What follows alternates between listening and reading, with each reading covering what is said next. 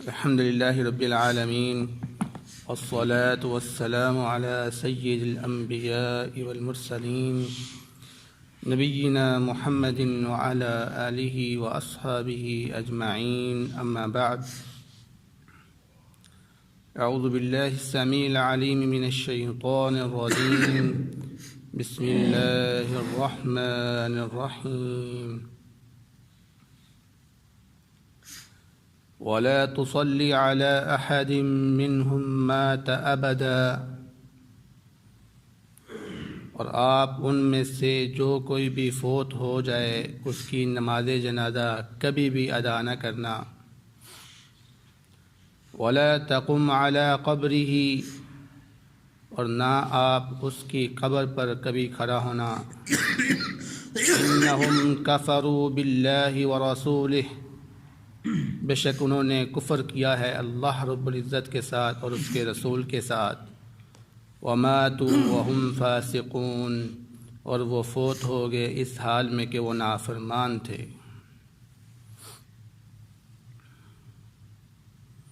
سورۃ التوبہ کی آیت نمبر 84 آپ کے سامنے تلاوت کی گئی ہے.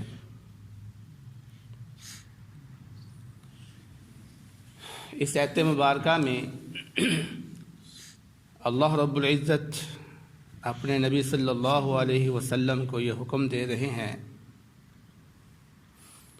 کہ آپ منافقین کی نماز جنازہ ادا نہ کریں اور نہ ہی ان کی قبر پر کھڑا ہوا کریں. اس آیت کا شان نزول پس منظر کچھ اس طرح ہے کہ جب منافقین کا سردار جس کا نام عبداللہ بن ابی تھا وہ فوت ہوا تو اس کا بیٹا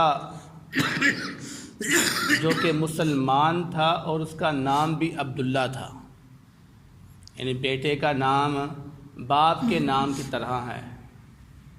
باپ منافق ہے، بیٹا مسلمان ہے. تو اس کا بیٹا عبداللہ نبی پاک صلی اللہ علیہ وسلم کے پاس آئے اور کہنے لگے کہ میرا باپ فوت ہو گیا ہے اور میں چاہتا ہوں کہ آپ مجھے اپنی قمیض دیں تاکہ میں ان کو اس میں کفن دے سکوں، اور اس کے ساتھ ساتھ میں یہ بھی چاہتا ہوں کہ آپ آ کر اس کا نماز جنازہ پڑھائیں، اس کے لیے دعائے مغفرت کریں. نبی کریم صلی اللہ علیہ وسلم نے اپنی قمیض اس کو دے دی اور کہا کہ جب جنازے کا ٹائم آئے گا تو مجھے خبر دے دینا، میں آ کے نماز پڑھا دوں گا. تو حدیث میں آتا ہے کہ جب نبی کریم صلی اللہ علیہ وسلم نماز جنازہ کے لیے آگے بڑھے تو حضرت عمر رضی اللہ تعالی عنہ نے آپ کو پیچھے کھینچ لیا اور کہا کہ اللہ کے نبی آپ کیا کر رہے ہیں؟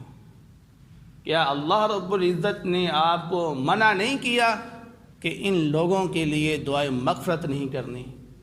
یہ تو منافق ہے اور اللہ رب العزت نے آپ کو منع کیا ہوا ہے ان کے لیے دعائے مغفرت کرنے سے، تو پھر آپ ان کی نماز جنازہ کیوں پڑھا رہے ہیں؟ تو نبی کریم صلی اللہ علیہ وسلم نے فرمایا، اے عمر، اللہ نے مجھے منع نہیں کیا بلکہ مجھے اختیار دیا ہے. اللہ تعالیٰ نے مجھے منع نہیں کیا بلکہ مجھے اختیار دیا ہے اور کہا ہے کہ استغفر لہم او لا تستغفر لہم، آپ ان کے لیے دعائیں مغفرت کریں یا نہ کریں، یعنی یہ اختیار ہے میرے لیے. ہاں، اللہ کا قانون، اللہ کی مرضی اب اس کے ساتھ ہے کہ اس نے فرمایا کہ لن یغفر اللہ لہم، میں ان کو معاف نہیں کروں، لیکن مجھے اللہ رب العزت نے فی الحال اختیار دیا ہوا ہے، لہٰذا میں اپنے اختیار کو استعمال کر رہا ہوں، اس لیے تم پیچھے ہٹ جاؤ، مجھے نماز جنازہ پڑھانے دو. تو نبی کریم صلی اللہ علیہ وسلم نے جب نماز جنازہ پڑھائی تو صحابہ بیان کرتے ہیں ابھی چند قدم ہی وہ پیچھے ہٹے تھے کہ اللہ رب العزت نے آسمان سے اس آیت کو نازل کر دیا کہ ولا تصلی علی احد منہم مات ابدا، کہ اے اللہ کے نبی، اے نبی آپ کو پہلے اختیار دیا تھا لیکن اب کلی طور پر منع کر دیا گیا ہے کہ آج کے بعد آپ کسی بھی منافق کی نماز جنازہ نہیں پڑھائیں گے۔ اب اس حدیث کے اندر دو چیزیں ذکر ہوئی ہیں۔ پہلی چیز کہ عبداللہ جو کہ مسلمان تھے، انہوں نے نبی کریم صلی اللہ علیہ وسلم کی قمیض کو طلب کیا تبرک کے لیے۔ تو کیا ہم نبی کریم صلی اللہ علیہ وسلم سے یا ان کی چیزوں سے تبرک حاصل کر سکتے ہیں یا کہ نہیں؟ دیکھنے میں آتا ہے کہ اکثر لوگ ہمارے ہاں وہ تبرک کا معنی بہت دور تک لے جاتے ہیں، یعنی اپنی مرضی سے ہر چیز کا تبرک بنائے جاتے ہیں۔ تو کیا صحابہ کرام نے بھی اسی طرح کیا ہے جس طرح آج کل ہم لوگ کرتے ہیں؟ تو یاد رکھیں کہ صحابہ کرام نے نبی کریم صلی اللہ علیہ وسلم کی ذات سے تبرک لیا ہے۔ آپ کے وضو کے پانی سے تبرک حاصل کیا، آپ کے پسینے سے تبرک حاصل کیا، آپ کے لعاب سے تبرک حاصل کیا، آپ کے کپڑوں سے، جیسا کہ ابھی آپ کے سامنے حدیث بیان کی گئی ہے، تبرک کے لیے قمیض کو لیا گیا۔ تو آپ کا جسم مبارک اور ہر وہ چیز جو آپ کے جسم کے ساتھ لگی ہوئی ہو، ٹچ کیا ہو جس نے، اس سے تبرک حاصل کیا جا سکتا ہے۔ جیسے بعض احادیث میں بھی آتا ہے کہ نبی کریم صلی اللہ علیہ وسلم حج کے موقع پر اپنے بال اتروا رہے تھے اور صحابہ کرام آپ کے ارد گرد گھوم رہے تھے، جمع ہو گئے تھے کہ نبی کریم صلی اللہ علیہ وسلم کے جو بال اتریں گے اس کو ہم نے تبرک کے طور پر اپنے پاس رکھنا ہے۔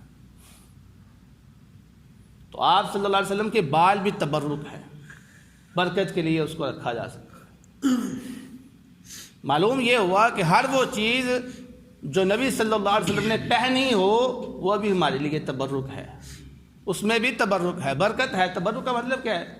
باعث سے برکت ہے وہ، لیکن اس کا مطلب ہرگز نہیں ہے کہ آج بھی ہم مدینہ میں جائیں اور وہاں پر جا کر وہ دیواریں جو ہم نے خود بنائی ہوئی ہیں، وہ جالیاں جو ہم نے خود بلکہ ہمیں چھوڑ کر کفار نے بسا اوقات بنائی ہوتی ہیں، وہ پتھر جو آج مسجد نبی میں لگا ہوا ہے، ہو سکتا ہے کہ وہ کسی کافر نے بنایا ہو اور اس کو مارکیٹ میں بیچنے کے لیے بیچ دیا ہو اور وہ وہاں پہ لگ گیا ہو۔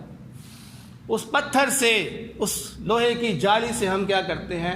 اپنے کپڑوں کو، اپنے ہاتھوں کو تبرک کے طور پر ملتے ہیں، اور ہم اپنے آپ کو بڑا خوش نصیب سمجھتے ہیں کہ ہم نے اللہ کے نبی کا تبرک حاصل کر دیا۔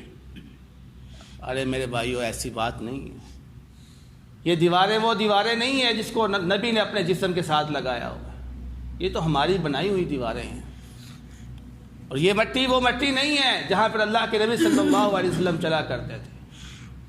اس وقت تو یہ زمین بڑی گہری ہوتی تھی۔ ہم اپنے اساتذہ سے سنتے تھے کہ آج سے تقریباً 50 سال پہلے بقیع الغرقد جو تھا وہ اتنا نیچے تھے کہ ہمیں نیچے جانا پڑتا تھا، تو آج وہ وہاں پہ داخل ہونے کے لیے ہمیں سیڑھیاں چڑھنی پڑتی ہیں، یعنی اتنی تبدیلی آئی ہوئی ہے۔ تو یہ وہ مٹی نہیں ہے جہاں پہ اللہ کے نبی صلی اللہ علیہ وسلم نے پاؤں رکھے تھے، اس کے اوپر کئی دوگنی سے چگنی مٹی اوپر پڑ چکی ہے۔ تو پھر ہم کس طرح اس مٹی سے یا اس دیواروں سے یا اس جالیوں سے تبرک حاصل کر سکتے ہیں؟ بالکل بھی نہیں۔ ہاں، اگر واقعتاً کوئی ایسی چیز موجود ہے اس دنیا میں ابھی جو نبی کریم صلی اللہ علیہ وسلم نے پہنی ہوئی تھی یا اللہ رب العزت کی استعمال شدہ ہے، تو اس سے ہم تبرک حاصل کر سکتے ہیں، اس میں کوئی شک نہیں ہے، اس میں تمام علماء کا اتفاق ہے۔ لیکن ہر چیز کو اللہ کے نبی کی نسبت کر کے اس سے تبرک حاصل کر دینا یہ ہرگز جائز نہیں ہے، بلکہ یہ شرک کے ضمن میں آ جاتا ہے۔ تو نمبر 2 پر جو دوسری چیز جو یہاں پر ذکر کی گئی وہ تھا منافقین کے لیے مغفرت طلب کرنا۔ تو اللہ رب العزت نے اس چیز سے منع کر دیا کہ آپ منافقین کے لیے دعائے مغفرت نہیں کرتے۔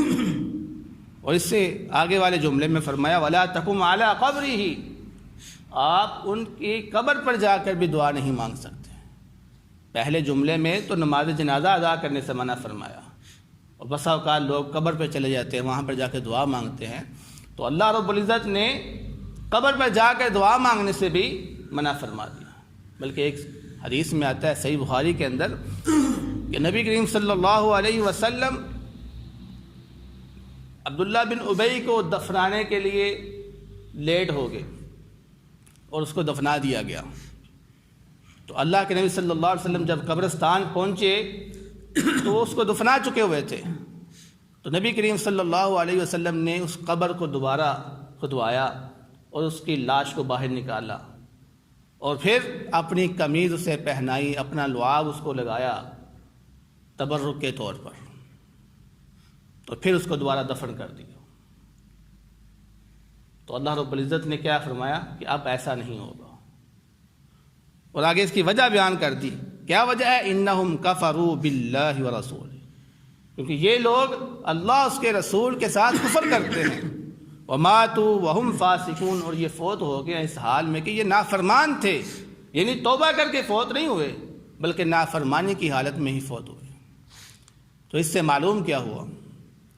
اس سے معلوم یہ ہوتا ہے کہ جو شخص ایمان کے بغیر فوت ہو جاتا ہے، جو شخص ایمان کی محرومی کو حاصل کر لیتا ہے، اس کے لیے دنیا کی کوئی بھی ذات، یعنی دنیا کے اندر سب سے عظیم ہستی جو ہے وہ کون ہے؟ نبی صلی اللہ علیہ وسلم۔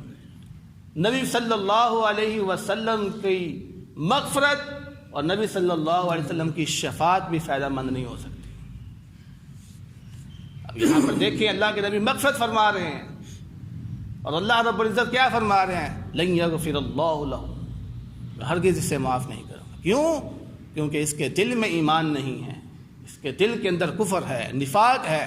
تو جو شخص بھی کفر پر فوت ہوگا، جو شخص بھی نفاق پر فوت ہوگا، اس کے لیے کوئی شفاعت نہیں ہے۔ یاد رکھیں، آج ہم نے اپنے آپ کو اوجل میں رکھا ہوا ہے، اللہ کے نبی ہمارے لیے شفاعت کر دیں گے، ہم جنت میں داخل ہو جائیں گے۔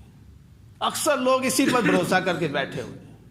اللہ کے بندو، یہ بہت بڑی غلطی ہے، اور اپنے آپ کو دھوکہ دے رہے ہیں۔ آپ اپنی آنکھیں کھولیں اور اس قرآن کا مطالعہ کریں، اور آپ کو حقیقت معلوم ہو جائے گی کہ اللہ رب العزت کس کے لیے شفاعت کا حکم دیں گے۔ کیا اللہ کے نبی صلی اللہ علیہ وسلم اپنی مرضی سے شفاعت کریں گے؟ نہیں، ہرگز نہیں کریں گے۔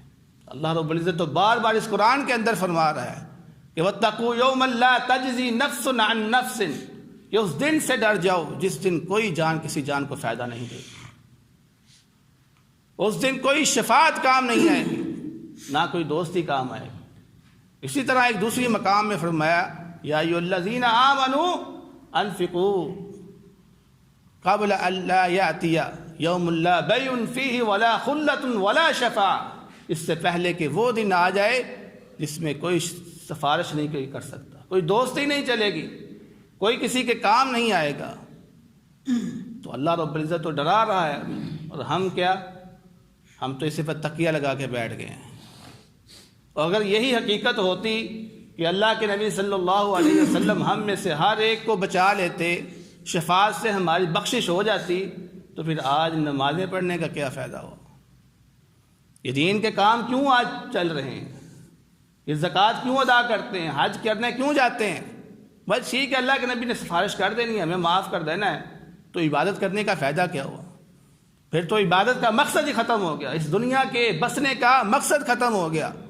تو جب اس دنیا کے بسنے کا مقصد ختم ہو گیا تو پھر تو کچھ بھی نہیں ہونا چاہیے تھا۔ لیکن یہ پھر بھی کام چل رہا ہے، نمازیں ادا کر رہے ہیں، عبادت چل رہی ہے۔ کیوں؟ اس کا مطلب یہ ہے کہ جو لوگوں نے سمجھ لیا ہے وہ حقیقت نہیں ہے۔ ان کے شعر مجھے بار بار یاد آتے ہیں کہ خدا کا پکڑا چھڑا لے محمد، محمد کا پکڑا چھڑا کوئی نہیں سکتا۔ تو یہ بالکل غلط ہے۔ اس لیے اللہ کا خوف اپنے دل و دماغ کے اندر رکھیں، اللہ رب العزت کا ایمان اپنے دل کے اندر رکھیں، اگر آپ چاہتے ہیں کہ ہم جو ہے نا وہ کامیاب ہو جائیں، ہمارے لیے نبی صلی اللہ علیہ وسلم کی شفاعت کام آئے۔ تو پھر ایسے لوگ جو اس طرح کی باتیں کرتے ہیں کہ ہمیں شفاعت سے اللہ کے نبی بچا لیں گے، اللہ سے بچا لیں گے ہمیں، ان کا تو پھر ایمان بھی اصل میں حقیقی طور پر اللہ رب العزت کی اوپر نہیں ہوتا۔ اور جس طرح اللہ کے نبی صلی اللہ علیہ وسلم نے یہودیوں کے لیے حکم دیا تھا اور عیسائیوں کے لیے کہا تھا کہ اتخذوا احبارهم ورهبانهم اربابا من دون اللہ، کہ انہوں نے اپنے علماء کو خدا بنا لیا ہے۔ تو حاتم بن ابی طائی رضی اللہ تعالیٰ عنہ جو کہ عیسائی تھے اور مسلمان ہو گئے، انہوں نے کہا اللہ کے رسول میں عیسائی ہوں، عیسائی سے مسلمان ہوا ہوں، لیکن ہم نے اپنے علماء کو خدا تو نہیں بنایا، بلکہ ہمارا تو ایمان ہے اللہ رب العزت پر۔ تو اللہ نبی کریم صلی اللہ علیہ وسلم نے کیا جواب دیا تھا؟ یہ جواب سننے والا ہے کہ اے حاتم طائی، ان کو خدا بنانے کا مطلب یہ نہیں ہے کہ ان کی عبادت کرتے تھے، بلکہ اس کا مطلب یہ ہے کہ وما قدر اللہ حق قدری، انہوں نے اللہ رب العزت کی اس طرح قدر نہیں کی جس طرح قدر کرنے کا حق تھا۔ انہوں نے اللہ رب العزت کے جو احکام تھے، جو اختیارات تھے، جو عظمت، جو شان، جو حق تھا، وہ اپنے علماء کو دے دیا۔ اور ان علماء نے کیا کیا کہ جس کو وہ چاہتے تھے حلال، وہ حلال قرار دے دیتے، جس کو وہ چاہتے تھے حرام کرنا، اس کو حرام قرار دیتے تھے، اور یہ لوگ اپنے علماء کی ہی بات مانتے تھے۔ اور آج ہمارا کیا حال ہے؟ ایسے جملے ادا کرنے والے آپ ذرا دیکھیں کہ جب ان کے پاس قرآن پیش کیا جاتا ہے، جب ان کے پاس حدیث پیش کی جاتی ہے، تو وہ کیا کہتے ہیں؟ ہم نے تو اپنے مذہب کی بات ماننی ہے۔ ٹھیک ہے یہ حدیث آئی ہے، لیکن ہم نے تو اپنے امام کی بات ماننی ہے، ہم اپنے امام کی بات کو نہیں چھوڑ سکتے، ہم مذہب کی بات کو نہیں چھوڑ سکتے۔ تو کس طرح پھر ان کا اللہ رب العزت پر ایمان رہا؟ یہ کوئی ایمان نہیں ہے۔ وہ کسی شاعر نے صحیح کہا ان کو پرکھتے ہوئے کہ زبان سے کہہ بھی دیا لا الہ تو کیا حاصل، دل و جاں مسلمان نہیں تو کچھ بھی نہیں۔ تو نہ ان کا ایمان کام آنے والا ہے، نہ ان کے یہ عقیدے جو انہوں نے اپنی طرف سے بنائے ہوئے ہیں وہ کام آنے والے ہیں۔ تو دعا اللہ رب العزت سے جو سنا ہے اس پر عمل کرنے کی توفیق عطا فرمائے۔ بہترین صدقہ جاریہ حاصل کرنے کے لیے اس ویڈیو کو لائک، کمنٹ اور شیئر کرنا مت بھولیں۔